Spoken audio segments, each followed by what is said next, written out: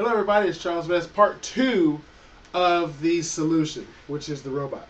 So now the customer has let us get some water, and one quick note about that. What you want to have happen is you want the customer to say, go ahead and get the water. Go right into my kitchen and get the water. Because if that happens, that means they trust you and you're okay being in their house. Very important. Now, if they don't really trust you, that's okay. But what happens is the customer kind of follows you around and stands right next to you and looks over your shoulder while you're putting the water in. And so now you know you have some rapport to have to build. So just a quick note on that. So I have the water and I brought it back and I've showed I'm showing the customer.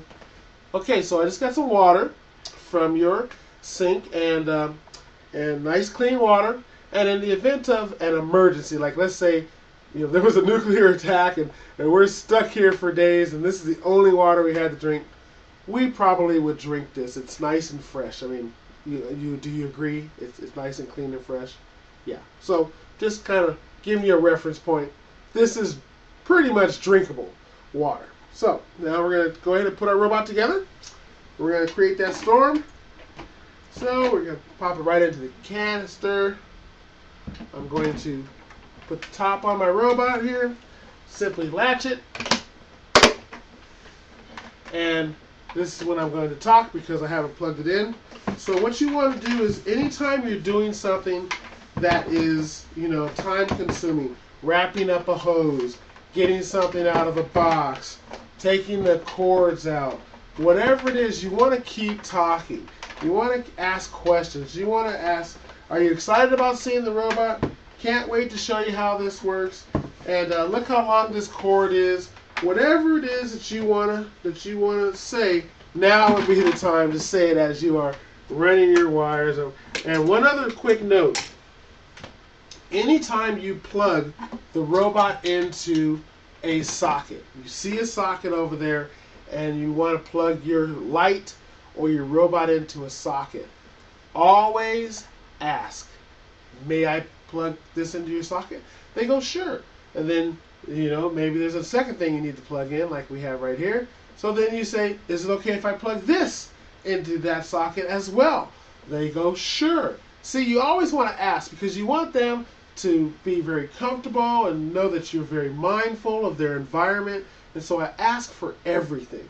So is it okay if I plug this into your socket where I have my light plugged in? Awesome. Thank you very much. Thank you. So let's go ahead and plug this in. And let's get it right into the socket here. Well, it'd be nice if I was good at plugging things in. Okay, let's try that again. Hey, another thing is this. Things will go wrong. You're going to fumble on something. The thing's not going to come on. Your light's going to fall. Just laugh at it. We're not professionals. We're amateurs. I had a problem plugging a socket in. So what? It's okay. All right. So let's go ahead and get to the demonstration.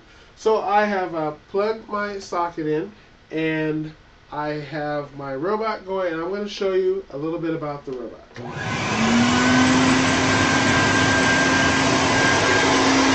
As you can see, I created a storm right here.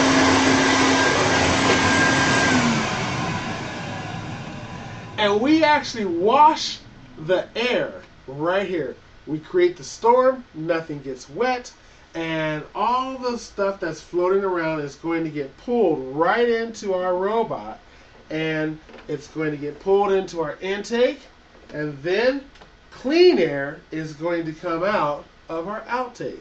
So let me show you how that works. We're going to use my little white cloth here, and we're going to watch intake and outtake, just like any other vacuum. Now with intake, hear that? Yeah, that's intake. And that's outtake. Now, side note, when you're showing intake and outtake, or when you're talking about the robot, remember, a lot of times you're talking over the robot. And so as much as you can, Say what you have to say, but turn it off so that the important things can be said clearly without the robot, without competing with the robot. All right, so I've shown intake and outtake. And so now we're going to show you what this does that can really impress people. So I've shown you intake and outtake. Very interesting. So what happens is when this is on, we're actually taking the particles and we are washing them, trapping all of the dust mites, and then clean air is coming out of the unit. But that's just the start of what we can do. So what I want to do now is I think it's time to deodorize the air here. So you ready for the air to be deodorized? Awesome. So what we have is we have some deodorizer here. It's right in my bag.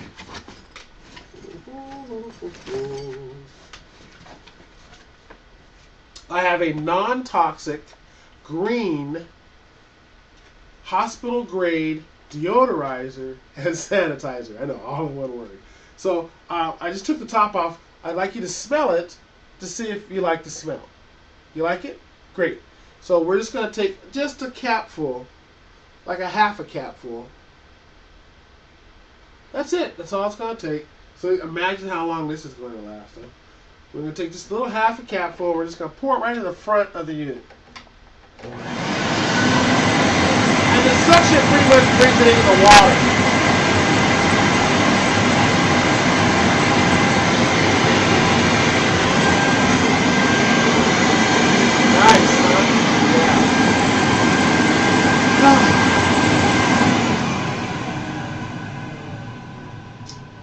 That makes me feel so much better, especially after working with your Dyson over there. So what we have now is we have nice deodorized, sanitized. Even the germs are being destroyed in the air because of our robot. Now you can already see a big difference. Some units just pollute the air. Our unit is actually treating the air. And so far, we've put deodorizer in the air. Hospital grade. It smells great, doesn't it? Yeah. I know. It's amazing to me. Every time I do it, I just take a deep breath and I know that, man, I'm now breathing, treated air. And so that's our deodorizer. The next thing I'm going to show you is that we can take whatever room where robot is roaming, we can actually treat the air and make it scented. And so with your robot comes some different scents. And I'm just going to tell you what I call these, and so I kind of elaborate a little bit on them. So we have the amazing smell of fresh oranges. This is orange. Okay? We have the clean, fresh, commercial grade pine sol type pine. We have invigorating citrus, one of my favorites. And last, we actually can medicate the air with natural eucalyptus. One of my favorites because I have 4 kids, and so I just love medicating the air. And you remember with what is that your mom used? Yeah, Vicks, right? You remember the Vicks? That's the same ingredients that's here, except for no chemicals, just the eucalyptus. So, they're one of my favorites. Now, which one would you like this particular room to smell like? You get to choose. The citrus? Okay, great. So, here's the citrus, one of my favorites. I'm just going to squeeze a little bit right into the front of the unit. Just one squeeze.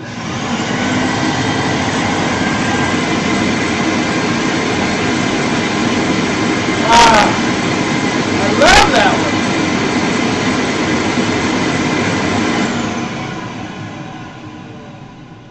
Side note, so when you are showing the unit, what you want to do is when you put something in the unit, you want to turn it around. Turn it around so that all of the ports can populate the room, especially if you have the back off. Turn it around and look for things blowing. Look for, hair blowing, pant legs blowing. Look for things blowing, okay? And so here's what I'll say. I'll say now you can see that we can blast a room with an aroma. Like if there was a foul smell in here, I can instantly get rid of it by just blasting the room with my robot. because I have the outtake plug off. But when a robot is roaming around your house and you're driving the robot around, let's keep the plug in. And what happens is now air comes out at a 360. And all around your house, your robot is robotizing the air at 360 degrees or wherever it is, and that's a big plus. So we have washed the air, got all the particles coming in the robot and staying in the water. We have deodorized the air. We have scented the air, and now we're going to get to cleaning a little more of the environment around here. And so what I'm going to do is I am going to show you a little bit about how the robot pulls dirt and dust. You know, this stuff that we have, we're going to pull dirt and dust right into the robot. Just come right into here. I've scraped it, I've shown it, and what I'm going to do is we're going to show you a little bit later how much dirt our robot has captured. Now, little side note. I could have shown the water right after I started the robot and showed the little particles. It is very, very efficient to do that. So I didn't do it this time, just to show you that you don't have to always show the water, because the main point is how bad the water is going to be at the end. How dark is it going to get? So if you forget to show the water right after you scrape the carpet and you do it, that's fine, because we only have so much time to do our demo, and sometimes the demo has to kind of fly on through. So you just put the scent in, you're kind of overwhelming them already, and so put the scent in, the deodorizer, turn it on, and show them what's happening. All right, that's the end of the first part, or the second part of our demonstration of the solution.